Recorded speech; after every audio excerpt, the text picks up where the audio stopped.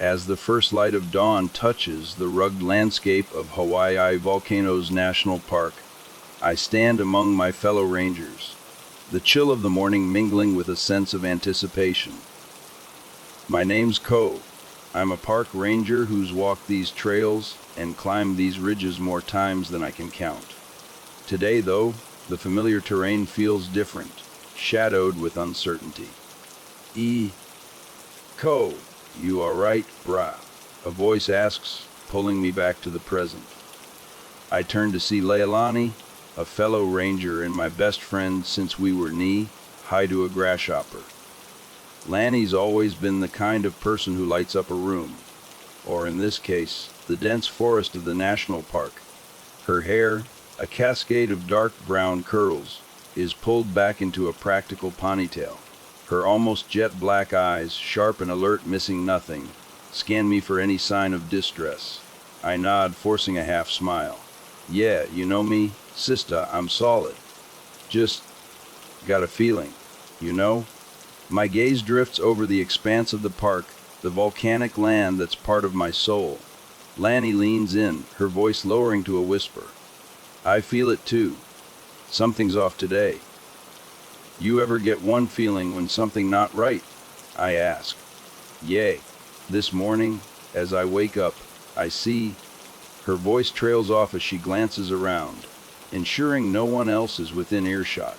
She leans in so close I can hear the breath of her whisper. I saw something weird by the old lava flow. Like shadows moving. Not normal.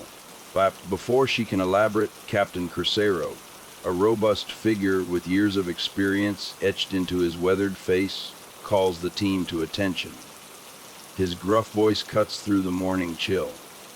Standing tall and imposing, he gathers us in a semicircle.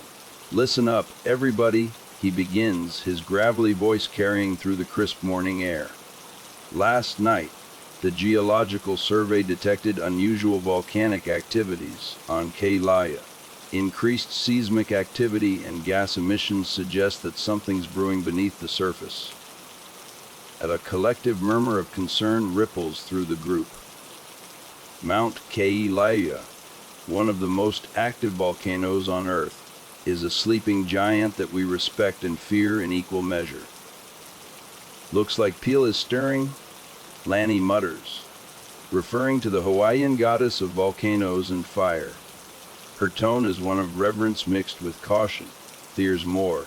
The team leader continues. We've got a missing persons report. A family of holes. A woman named Sarah Jenkins and her two young boys, Tyler and Ethan, went for a hike yesterday near the chain of Craters Road and haven't returned. Alani and I exchange glances. The chain of Craters Road area is vast and can be treacherous, even for seasoned professionals, let alone tourists from the mainland. It's our job to locate them, Crucero says.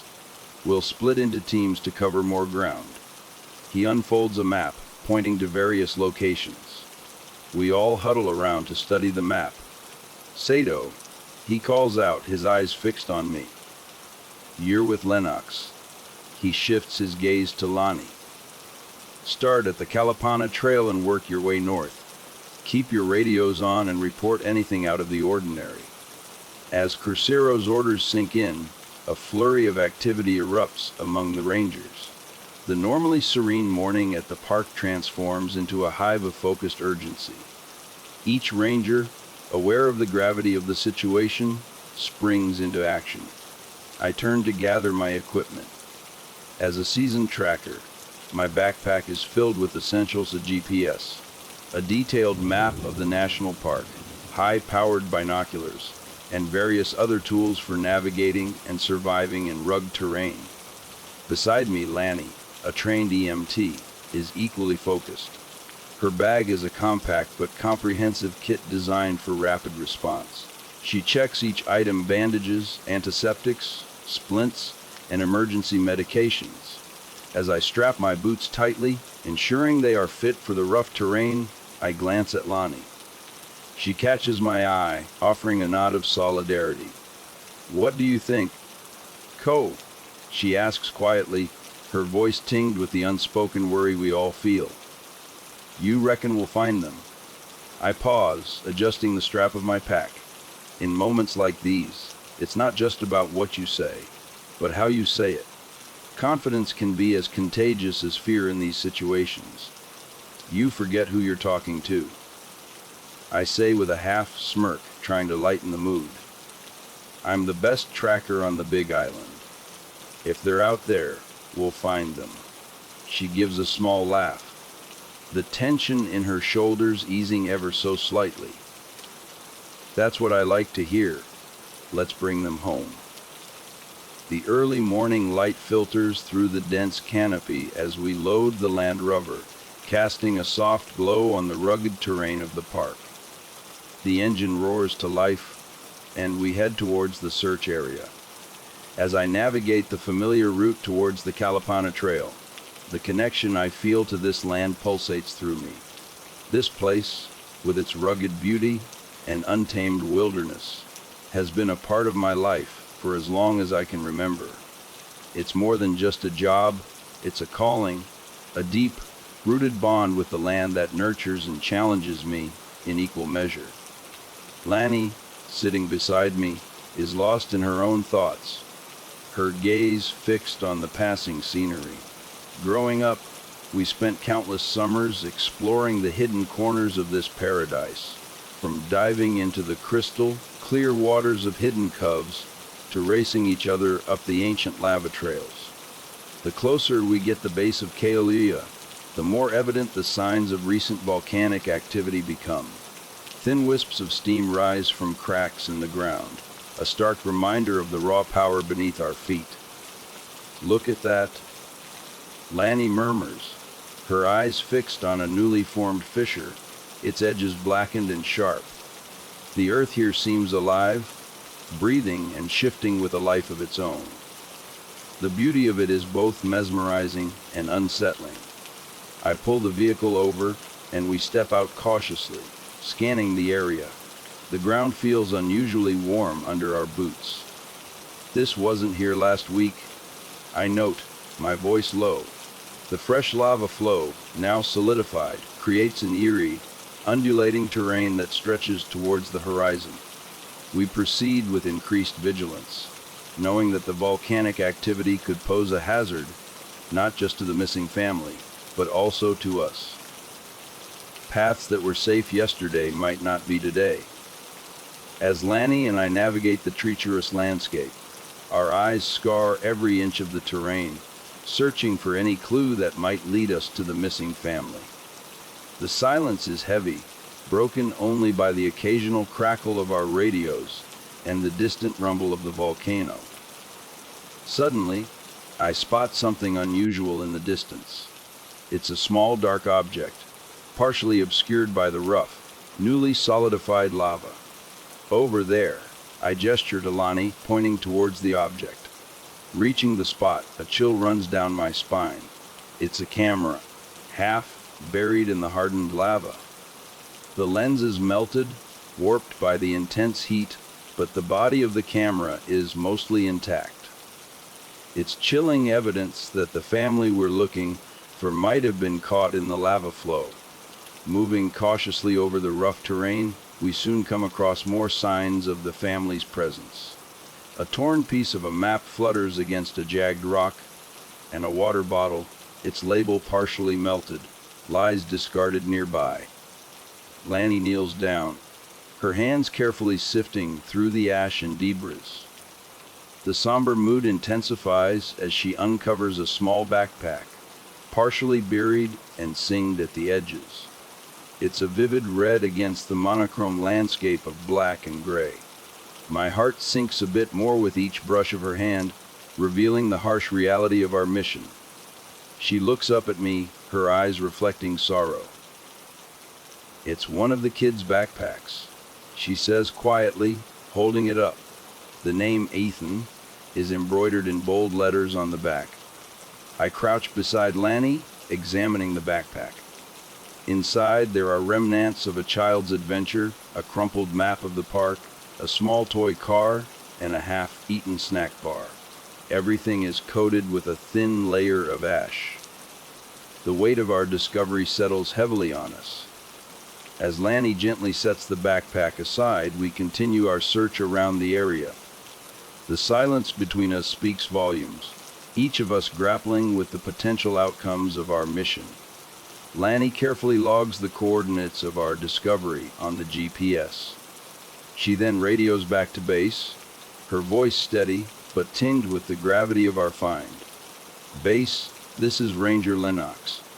We've found some items belonging to the missing family near a new lava flow. We're going to continue searching the area."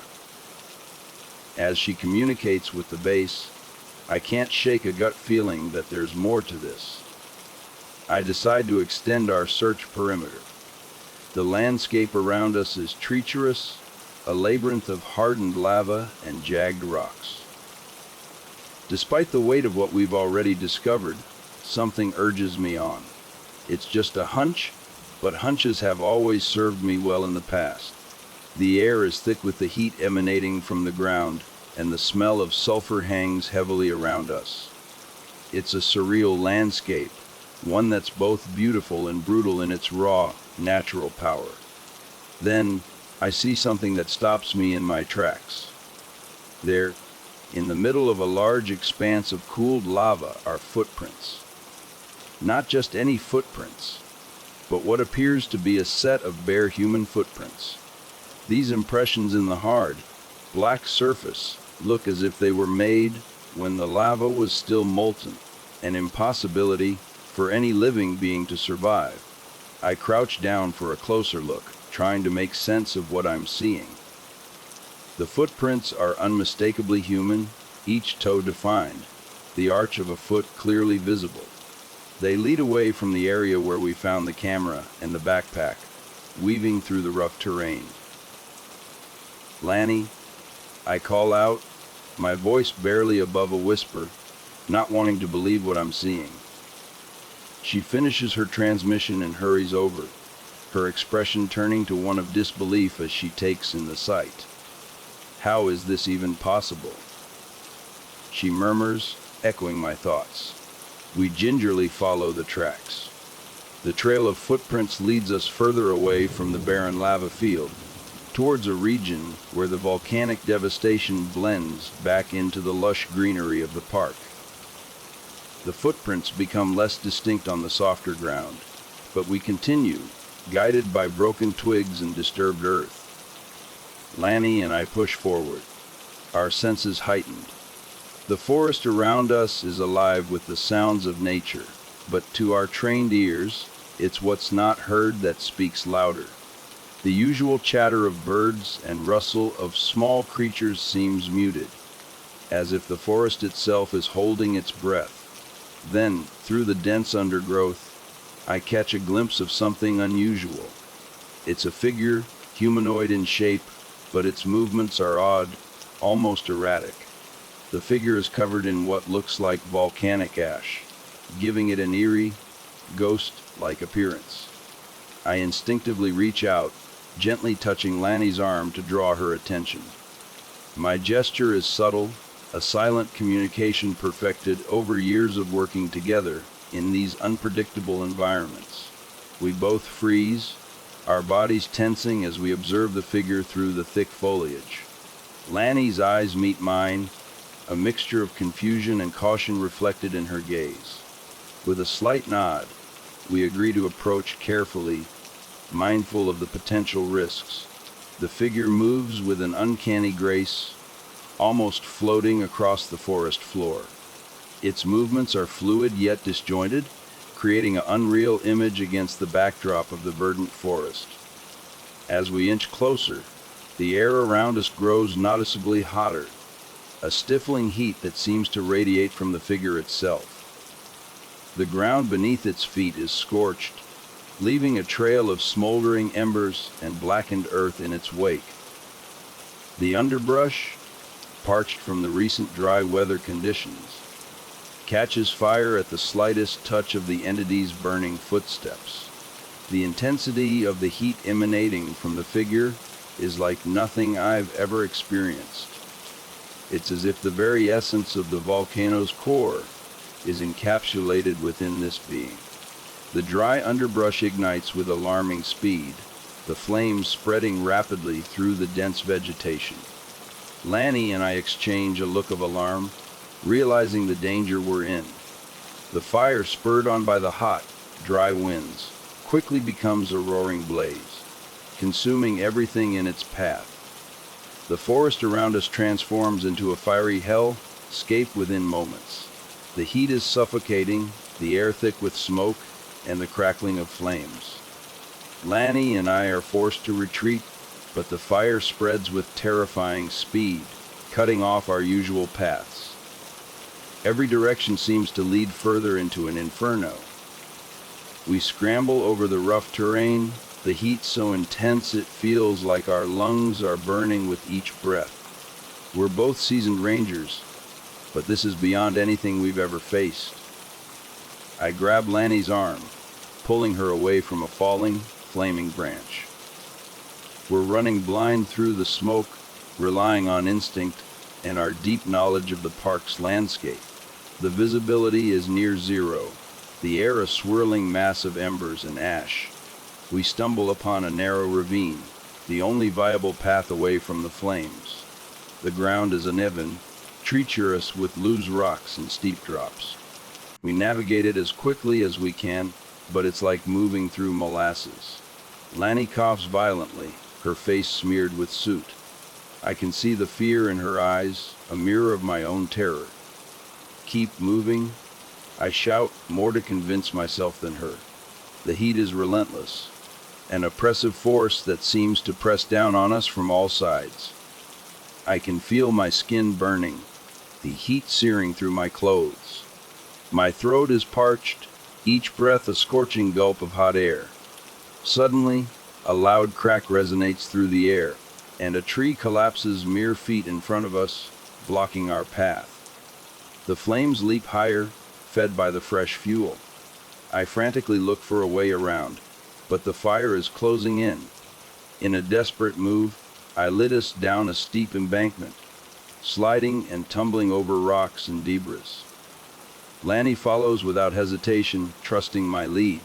We land hard at the bottom, but there's no time to recover. We have to keep moving. Finally, after what feels like an eternity, we emerge from the smoke and flames, gasping for air. The world outside the fire zone seems eerily calm, as though unaware of the chaos we just escaped. We stumble back to our Land Rover, the vehicle a welcoming sight amidst the devastation. Climbing in, I start the engine, and we drive away from the inferno, putting distance between us and the haunting image of the fiery figure and the blazing forest. Lanny, still coughing from the smoke inhalation, manages to grab the radio and report back to base. Her voice is hoarse but urgent as she relays the situation. Base, this is Lennox. We've got a wildfire situation. The area around the Kalapana Trail is engulfed. We need immediate backup and fire containment units. As the radio crackles to life, and Captain Corsiro's voice comes through, tense and authoritative. Copy that, Lennox. We're mobilizing units now. Get to safety and stand by for further instructions. As I navigate the Land Rover through the park's winding paths, my mind races with thoughts of the figure we encountered. I glance over at Lanny. She's deep in thought, her eyes distant. What was that thing? I ask, my voice barely above a whisper. The image of the fiery figure, moving through the forest with an otherworldly grace, is seared into my mind. She doesn't answer immediately, her gaze fixed on the passing landscape. Finally, she turns to me, her expression serious. I think it was a lava walker, she says. Lava walker. I repeat, unfamiliar with the term. The term sounds like something out of a myth or a horror story. Yeah, I just made it up. Lanny admits, a slight shrug accompanying her words. It's like a skinwalker, but for volcanoes. Seriously, Lanny? I can't help but let out a skeptical laugh. Lanny gives me a look, one that's both challenging and serious. Okay, wise guy, you come up with a better explanation. What else could it have been? I open my mouth to retort, but the words falter on my lips. I don't know. I finally confess, the words tasting like defeat. The more I think about it, the more I realize that there are things in this world that defy conventional understanding. As we approach the rendezvous point, the distant wail of sirens grows louder, slicing through the tense silence inside the vehicle. The sight that greets us is a flurry of activity: fire containment units, park rangers, and emergency vehicles converge at the edge of the expanding wildfire. Captain Crucero stands in the midst of it all, a commanding presence as he directs the operations. His face is set in grim determination. As we pull up, he turns, spotting us immediately. His expression softens for a moment with relief at seeing us safe, before returning to its previous intensity. "You two all right?" he asks, eyeing our soot-covered faces and singed clothing. "We're okay, Captain," Lonnie responds, her voice hoarse but steady. "But we've got a serious situation. That fire is spreading fast and there's something unusual about it." "Unusual?" he asks. I nod in agreement, still catching my breath. "We saw something in the forest, sir.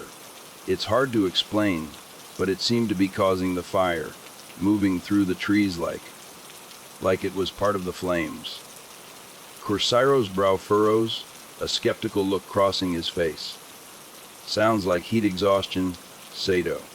We need clear heads here." He gestures towards the medical tent. "Head over to the medics.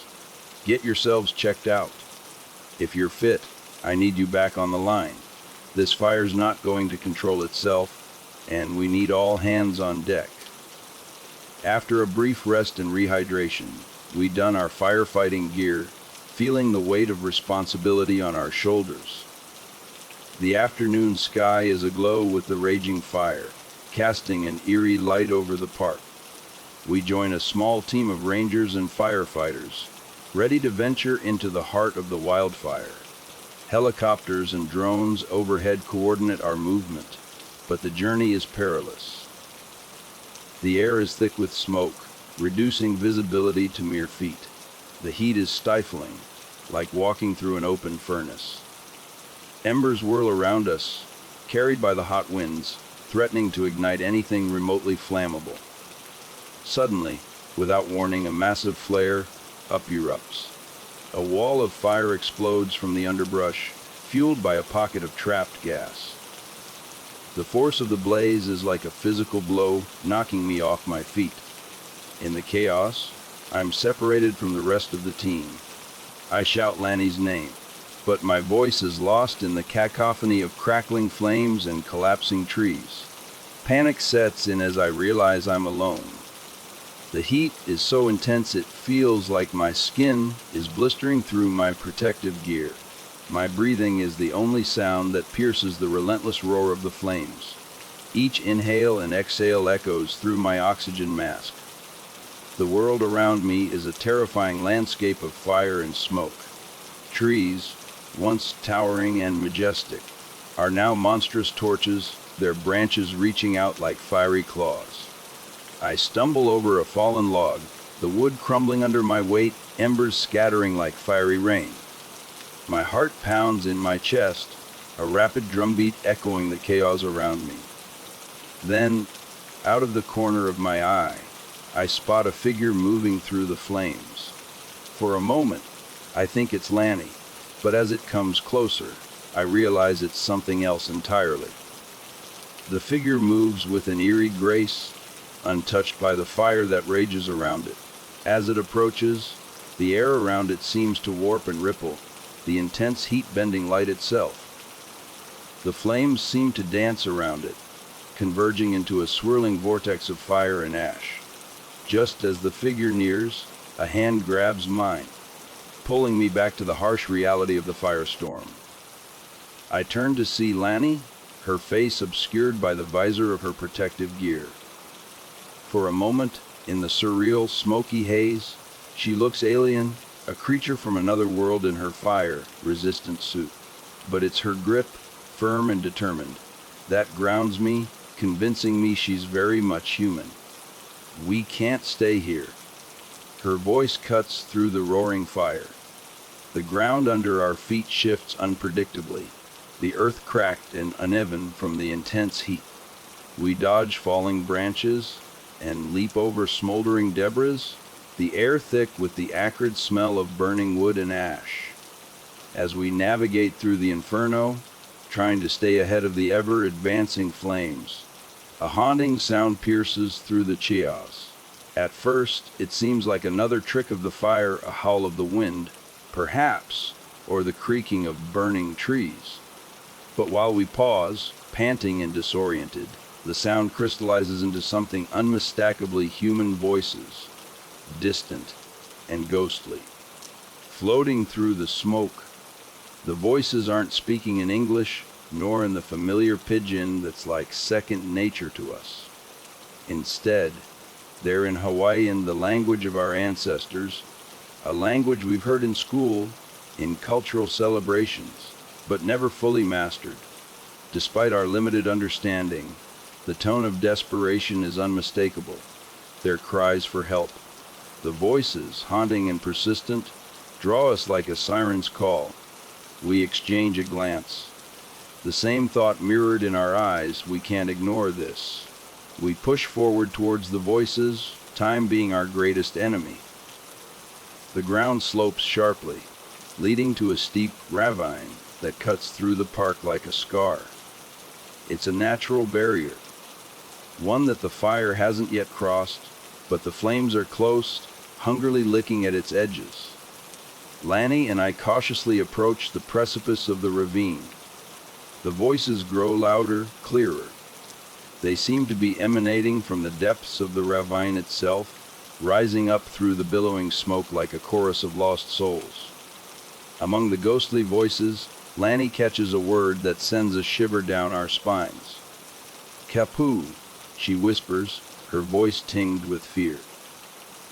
The ancient Hawaiian term for forbidden, or sacred, reverberates through the fiery landscape, a warning unheeded by us until now. We stand frozen, the realization hitting us hard: we're on sacred ground, a place where the living are not meant to tread. The air grows heavy, charged with an otherworldly energy, as if the very spirits of the land are rising in anger against our intrusion. Suddenly, from the glow of molten rock and the charred remains of the forest, three figures emerge. At first, they appear as mere distortions in the heated air, like mirages born of the fire. But as they draw closer, their forms become horrifyingly clear. The largest of the three lava walkers strides forward with a dominating presence. Its body is a living tapestry of molten rock and fire.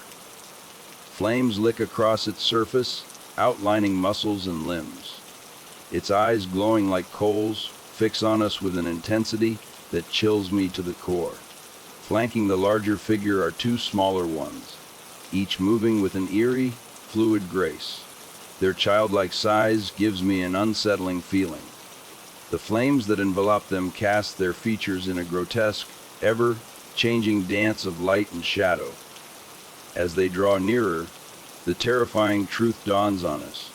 These creatures, these lava walkers, are the missing family we've been searching for. The largest figure, the one that resembles the mother, extends a hand towards us. Her fingers, made of flowing lava and flickering flames, reach out in a gesture that's heartbreakingly human. Her eyes, glowing embers in a face of liquid rock, convey a mother's desperation. Even with our fire-resistant gear, we can feel our skin prickling painfully from the proximity. We back away slowly, our eyes locked on the haunting figures before us. An invisible barrier of heat pushes us back step by step. In our haste, we don't realize how close we are to the precipice. Lonnie stumbles, her foot slipping on the loose, ashy soil. For a heart-stopping moment, she teeters on the edge, her arms flailing for balance. Acting on instinct, I lunge forward, grabbing her firmly around the waist. With a desperate heave, I pull her back from the brink, both of us falling to the ground in a heap. I frantically search for any route of escape. Then, my eyes catch sight of a large, charred tree, its base weakened by the fire and the intense heat of the volcanic activity. I motion to Lani, pointing towards the tree. "Lani, the tree," I shout over the roar of the flames. Understanding flashes in her eyes, and without another word, we spring into action. I grab my chainsaw, a tool I carry for creating fire breaks. As I rev up the chainsaw, the roar of its motor cuts through the crackling of the flames, a man-made growl against nature's fury. The chainsaw bites into the charred bark, sending a shower of embers into the air. I work quickly, the blade slicing through the weakened wood, the smell of burnt timber filling my nostrils. As the tree begins to give way, Lani braces herself against the trunk, using all her strength to guide it in the right direction. With a final, forceful push, the tree begins to topple. We both jump back as it crashes down, creating a makeshift bridge across the ravine. We scramble across the fallen tree, the wood creaking and groaning under our weight. We barely make it to the other side of the ravine when a heart-wrenching scene unfolds behind us. The earth, weakened by the intense heat and the ravages of the fire, can no longer support Lava Walker's weight. The mother, still reaching out towards us, and her two smaller companions are swallowed by the collapsing ground. They tumble into the abyss of the ravine, their forms dissolving into the molten rock below. A profound sadness grips me as I watch them disappear. Lani grabs my arm, pulling me away from the edge. "Ko-o, we have to keep moving," she urges, her voice thick with emotion. We move swiftly from the edge of the ravine, the heat of the inferno still pressing against our backs. Lani leads the way, her familiarity with the park's topography guiding us toward an elevated position, a rocky outcrop that offers a vantage point. As soon as we reach relative safety, still shaken by the harrowing sight of the lava walkers being swallowed by the earth, I pull out my radio, my hands still trembling from the intensity of what we just witnessed. I know our immediate priority is to prevent whatever is back there from spreading. "Base, this is Sato. We need immediate air support on these coordinates." I relay the exact location of the ravine, emphasizing the necessity of a rapid response. The response from dispatch is swift and professional. "Copy that, Sato. Air support is en route. Hang tight and stay safe. Over." But pulling off our masks, we take in deep, desperate gulps of the fresher air now available. The sensation of breathing without the constraints of our gear is profoundly relieving. As we catch our breath, a faint, distant hum grows progressively louder. I look up, straining my eyes against the smoke-filled sky. The sound intensifies, a deep, resonating thrum that vibrates through the air. I catch sight of the unmistakable silhouette of a C-130, its powerful engines cutting through the chaos of the wildfire. As the aircraft unleashes its payload onto the ravine, a cascade of fire retardant billows down in a massive cloud, blanketing the area in a surreal pink hue. The inferno below begins to subside under the deluge, the flames dampened by the torrent of chemicals. Lani turns to me, her eyes reflecting a myriad of emotions. My hand reaches out, gently touching her cheek, smudged with soot and sweat. "You okay?" I ask. Without saying a word, she pulls me close, her lips meeting mine in a passionate kiss. It's as if she's always wanted to do this. In the face of the unpredictable and fleeting nature of life, she seizes the opportunity, knowing it might never come again. As quickly as Lani kisses me, she pulls back, a flush of embarrassment coloring her cheeks. She starts to apologize, her words tumbling out in a rush. I'm sorry, I shouldn't have. Before she can finish, I close the distance between us, returning her affections with equal fervor. It's a kiss filled with all the unsaid things, the emotions that have been simmering beneath the surface for far too long. The world around us seems to pause. The crackling of the fire and the distant sounds of the emergency response fading into the background. It's just Lanny and me, surrounded by the wake of our ordeal. In the aftermath of the wildfire, the efforts of the emergency response teams gradually bring the blaze under control. The raging flames that once threatened to consume everything in their path are reduced to smoldering ashes and charred remnants. The missing Jenkins family of Sarah, Tyler, and Ethan are officially listed as tragic victims of the fire. Within the ranks of the Rangers and the emergency teams, whispers about the lava walkers circulate in hushed tones. But in the official reports, there is no mention of the mysterious figures we encountered. As the weeks pass and the charred landscape gradually begins its slow recovery, life for Lanny and I gradually returns to familiar rhythms. Patrolling the trails, guiding tours, and educating visitors about the park's unique ecosystem and geological features. Though life has seemingly returned to its regular patterns, there's an undeniable shift between Lanny and me that's impossible to ignore. In the quiet moments, when our glances meet, there are hints of something profound and unspoken that's blossomed between us. Despite everything that unfolded, I would never discourage anyone from visiting this majestic place. Kailaya, with her raw and untamed beauty, holds a special kind of magic that everyone should witness at least once in their lifetime. So, to those who wish to venture into Hawaii volcanoes, I offer these words of advice: respect the land and heed its warnings. And if, during your journey, you ever hear the forests whispering in Hawaiian, "Run!"